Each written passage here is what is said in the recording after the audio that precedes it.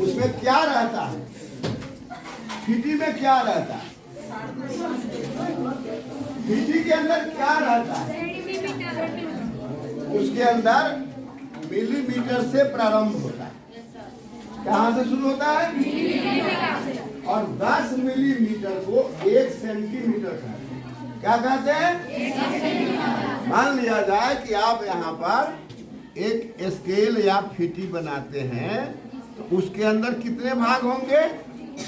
मान लीजिए 1 2 3 4 5 6 7 8 9 10 मिलीमीटर हो गया। छोटा भाग मिलीमीटर 9 के बराबर, उसको कहेंगे 10। 1 मिलीमीटर 2 मिलीमीटर मिलाएंगे 10, तो 10 मिलेगा तो उसका नाम होगा 10 मिलीमीटर 1 सेंटीमीटर। फिर 10 मिलाते चले जाएंगे, तो 10 सेंटीमीटर बराबर 1 डेसीमीटर। 10 सेंटीमीटर बराबर 1 10 डेसीमीटर बराबर 1। अब इतने पर हम लोग काम कर रहे हैं, यानी कि हम मापने के लिए मीटर का प्रयोग करेंगे, है ना? किसका प्रयोग करेंगे? मीटर का। तो मीटर क्या है? एक पैमाना है मापने का, है ना? तो हम लंबाई को मीटर में मापेंगे, मापने को मात्रक कहते हैं। क्या कहते हैं? मात्रक। ये आपको पहले से जानकारी होनी चाहिए। तो आप यहाँ से लेकर यहाँ तक मान लीजिएगा कितना मीटर है, ठीक है? और फिर इसको भी माप लीजिएगा इसके अंदर करके। ये चौड़ाई है, चौड़ाई माने फैला, चौड़ाई माने फैला, है ना? क्या कहेंगे? चौड़ाई माने फैला, लंबाई माने लंब। लंबते लंबम, लंबते लंबम, जो लंब है, लंब लंबा है, लंबते लंब। और ये क्या है? है ना? इसको क्या कहेंगे? फैला। इसको कहेंगे प्रसरितम। प्रसरितम माने फैला, है ना? चौड़ाई। अंग्रेजी में क्या बोलेंगे? इसको लेंथ बोलेंगे, और इसको क्या बोलेंगे? ब्रेथ। लेंथ और ब्रेथ यही बोलेंगे। दोनों का माप हम मीटर में करें। ये आपका पूर्व ज्ञान जरूरी है। इसके बाद हम लोग किसी जगह की माप करें। तो मान लिया जाए कि यह जगह है, मान लिया जाए कि यह जगह है, और इसके अंदर लंबाई और चौड़ाई, लंबाई और चौड़ाई,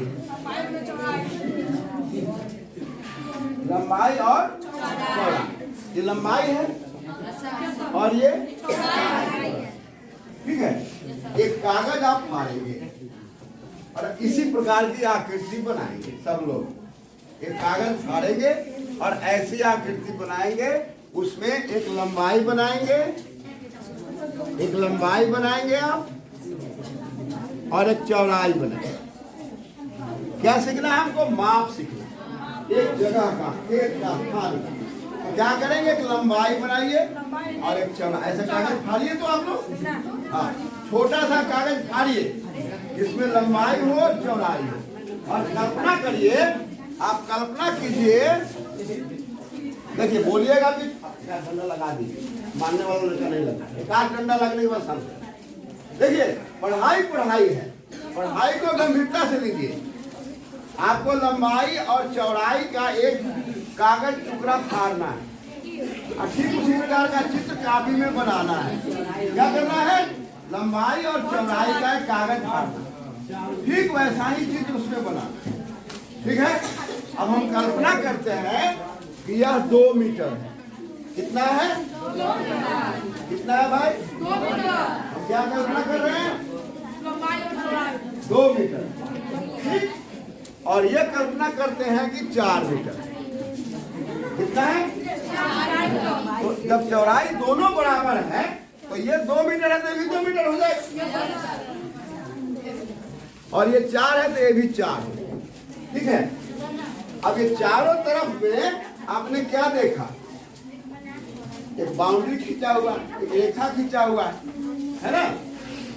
लंबाई के रूप में 4 है और चौड़ाई के रूप में 2 है। तो चौड़ाई 2 है और चौड़ाई लंबाई भी 2 है। तो यहां से जोड़ना शुरू करिएगा। तो कितना जोड़ के आएगा? सबको जोड़ दीजिए। कितना हो गया? ये 2 4 6 6 2 8 4 12। इसका परिमाप, परिमाप माने परिमाप लिखिए। परिमापी इति परिमाप माने चारों तरफ से मापना। परिमाप माने परिमाप माने परिमाप माने माप, ठीक है। इसको परिमीटर भी कहते हैं अंग्रेजी में, परिमीटर। परिमाप चारों तरफ का माप, ठीक है। क्या समझे? चारों तरफ का माप। क्या समझ रहे हैं आप? अब यहाँ नई जानकारी आपको मिली कि यह जो चारों तरफ से मापा जा रहा है उसमें लंबाई कितनी है? 2 और चौड़ाई कितनी है? लंबाई 2 है, चौड़ाई 2 क्यों बोला? लंबाई कितनी है? लंबाई कितनी है? फिर गलत बोल रहे हो। लंबाई कितनी है? चौड़ाई कितनी है? अब ये लंबाई जो है 4 4 2 बार है ना, तो हम ऐसे लिख सकते हैं 24। जॉब लिखिएगा। कौन लिख रहा था? जॉब नहीं है।